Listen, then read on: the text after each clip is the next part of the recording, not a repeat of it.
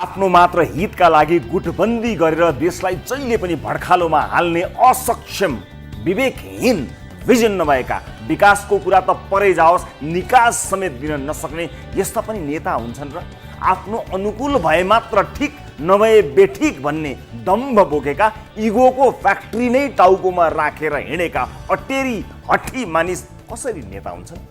सिद्धान्त एउटा, व्यवहार अर्कै। झुपडीका जनता पाल र त्रिपालमा, झुपडीकै नेता महलमा, यस्तो पनि नेता हुन्छन् र? देशको फाइदाका लागि त्याग होइन, आफ्नो फाइदाका लागि देशलाई बन्धक बनाउने यस्तो पनि नेता हुन्छन् र? नेसनल टेलिभिजनका आफ्नै दायरा छन्, त्यसैले चाहेर पनि धेरै भन्न सकिन्न। आम मानिसले घर घरबाट, चोक चोकबाट, गल्ली गल्लीबाट, कोठा कोठाबाट, चोटा चोटाबाट एउटा नमिठो गाली मिसाएर भन्न थालिसके। त्यसको बदलामा ठिक उल्टोमा आज विशेषतः नेकपा अध्यक्ष प्रधानमन्त्री ओलीलाई प्रेमपूर्वक केही कुरा भन्न चाहन्छु। यो त मानिसहरूले भनेको कुराको मात्रै रिप्रेजेन्टेसन हो। गालीले र आलोचनाले थेत्तर हुनुभएका तपाईलाई आजको मेरो यो टिप्पणीले यदि लगाउन जान्नुभयो भने मलमको काम गर्नेछ। सायद यो गतिरोधबाट आफ्नो दल र यो देशलाई बचाउन केपी ओलीले चाहे भने सक्छन्। त्यसका लागि ओलीले आत्मआलोचना गर्नै पर्छ।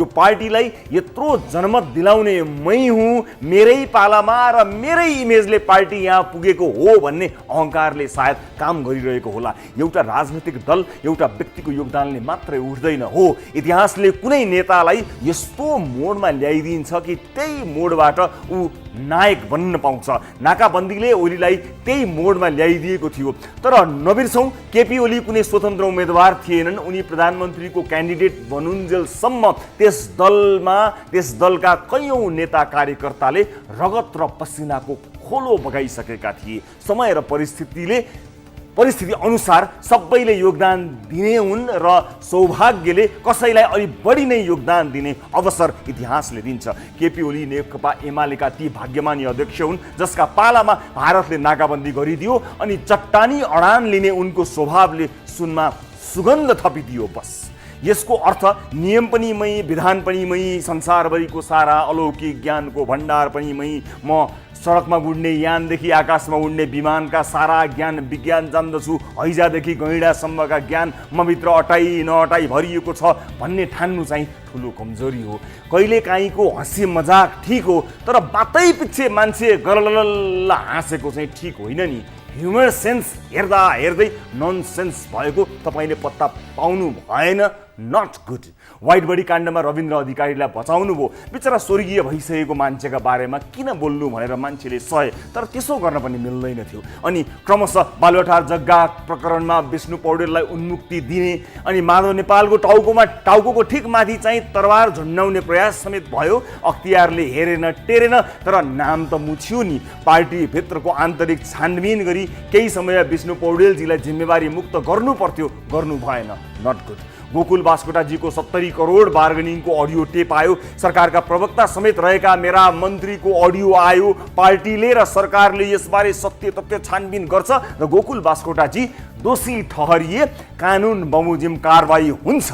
यति 25-26 शब्दहरूको वाक्य मात्र पनि तपाईँले बोलिदिएको भए न तपाईँको कद घट्थ्यो न गोकुलजीका गाला घट्थे। के जान्थ्यो? वाह, यस्तो पो प्रधानमन्त्री भनेर तपाईँको जयगान गाइन्थ्यो। आखिर बार्गेनिङ गरेको अडियो मात्र त आएको हो नि, पैसा नै खाएको प्रमाण त होइन नि त्यो।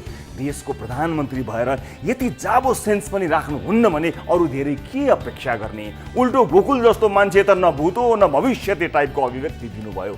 Not good.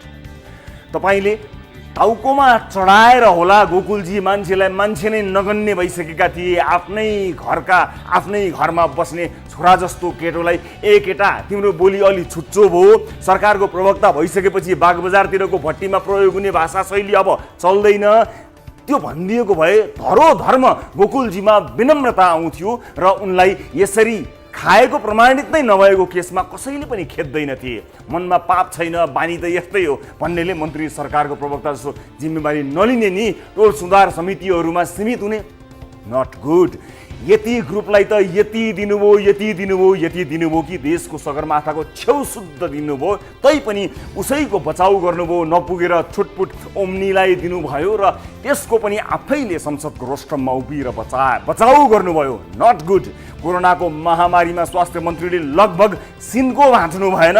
उहाँको राजनीतिक उचाइ र योगदानले आकाश नै छोएको होला, तर स्वास्थ्य मन्त्रालयमा उहाँको काम थिएन, छैन, हुँदैन, उहाँबाट सम्भव छैन, देखिएन। तर खुरु थाई जागिर खान दिए जस्तो गर्नुभयो। काम गर्न नसक्ने मन्त्री हटाउन वा साटफेर गर्न नसक्ने पनि प्रधानमन्त्री हुन्छ।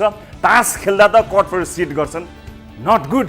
ईश्वर पोखरेलजीको अध्यक्षतामा रहेको कोरोना रोकथाम तथा नियन्त्रण उच्चस्तरीय समिति एउटा मजाक बाहेक केही भएन। एउटा सामान समेत घुस नखाई वा कमिसन नदिई किन्न नसक्ने समिति र त्यसका प्रमुखलाई केही गर्न सक्नु भएन। काम नगर्नेलाई हटाउन पनि नसक्ने, काम गर्न पनि नसक्ने, जसका कारण क्वारेन्टिनमा मानिस मरे। कोभिड-19 को व्यवस्थापन एउटा डिजास्टर भयो। बदलामा तपाईँले के गर्नुभयो? संसदको भरी सभामा बेसार महात्मय पढ्नुभयो, पढाउनुभयो। Not good. पार्टी फोड्न रातारात अध्यादेश ल्याउनुभयो। गुन्डाहरू परिचालित भए। छल कपट सल्लाहकारहरूको रुखो बोली सम्झिहेर्नुहोस् त के भयो। यो सब सत्ताको मात होइन, यी गल्ती र कमजोरी होइनन्। जनताको सेवक त विनम्र हुन्छ, आपत परेका जनतालाई मद्दत गर्न आफ्ना कार्यकर्ता पठाउँछ, आलोचकहरूको सम्मान गर्छ, सच्चिन्छ, सच्याउँछ। तपाईँले त अरिङ्गाल खटाउनु भयो। देशका विज्ञ विद्वान समालोचकहरूलाई हदभन्दा तल गिरेर ती अरिङ्गालहरू आक्रमण गर्छन्, उछितो काट्छन्। अब भन्नुहोस्, 40औं वर्ष कठिन सङ्घर्ष गरेर फोकसँग रोगसम्म समेत सिङ्गौरी खेलेर प्रधानमन्त्रीसम्म बनेको नेताबाट यो देश र देशवासीले पाउने यही हो, यति हो। यही सानो घेराभित्र बस्न यति ठुलो तपस्या गर्नुभएको हो र तपाईँले? Not good. गत निर्वाचनमा सर्वाधिक मत ल्याएर अभूतपूर्व विजय हासिल गरी देशको आशा लाग्दो प्रधानमन्त्री मात्र होइन, युगकै राजनेता बन्न सक्ने अवसर पाएको तपाईँको छवि आज कहाँ छ? तपाईँको शुभचिन्तकका हैसियतले यति भन्ने आँट गरेको र मलाई थाहा छ यति भन्नुको परिणाम स्वरूप अरिङ्गाल सेनाहरूको कस्तो साइबर टर्चर भोग्नु पर्नेछ मैले। बट इट्स ओके, केही छैन। सरकारको आधा कार्यकाल सकिँदा विवादै विवादको भुमरीमा तपाईँ पस्नुभयो, तर एक पटक पनि पछि फर्किएर मेरो टिम फेरबदल गर्नु पर्ला कि भनेर सोच्नु भएन। यो देशको गुमेको भूभागको नक्सा छाप्न सक्ने, भारतलाई संसदबाट सत्यमेव जयते पढाउन सक्ने, नाकाबन्दीमा चट्टानी अडान लिन सक्ने ओली काम गर्न नसक्ने, एउटा मन्त्री जाबो फेर्न नसक्ने, कमिसन खोरहरूको झुन्डबाट निस्कन समेत नसक्ने र 2-3 घण्टासम्म काम नकाजका बकमफुसे गफ दिने व्यक्तिका रूपमा चित्रित हुँदासम्म पनि आफूलाई हेर्दैनन् भने यो भिडमा सबैले तपाईँलाई राम राम मात्र भन्न सक्छन्। काँध थाप्न त पार्टीभित्रै पनि निकै कम मानिसहरू देखिए। मौका सकिएको छैन। पार्टीको जिम्मा जसलाई दिनुपर्छ दिनुहोस्। शरीरमा ब्रान्ड न्यू किडनी छ, अब टिममा पनि ब्रान्ड न्यू मानिसहरू समावेश गरी काम राम्रो गर्नेलाई क्या बात भनेर कानमा धाप र काम नगर्नेलाई 2 लात हान्न सक्नुभयो भने हिजोको उचाइ पुनः प्राप्त हुन्छ। कमजोरी सच्याएर अबको 2.5 वर्ष सरकारको नेतृत्व गरी सानो घेराभन्दा माथि उठ्नु हो भने जनताले अझै पनि बजारमा उपलब्ध अरू विकल्पभन्दा तपाईँलाई नै मानेका छन्, अझै मान्ने छन्। नत्र नसच्चिने हो भने बालकोटको घरमा यिनै तपाईँलाई फेल पार्नेहरूलाई जम्मा गरेर प्रचण्ड र माधव नेपाललाई गाली गर्दै बस्नुहुनेछ। मेरो सल्लाह तपाईँसम्म पुग्न तपाईँ निकटकाले अहिलेलाई दिँदैनन्, तर भोलि पर्सि बालकोटमा घाम तापेर बदाम खाँदै सुन्तला छोडाउँदै युट्युबमा खोजी यी कुराहरू हेर्नु।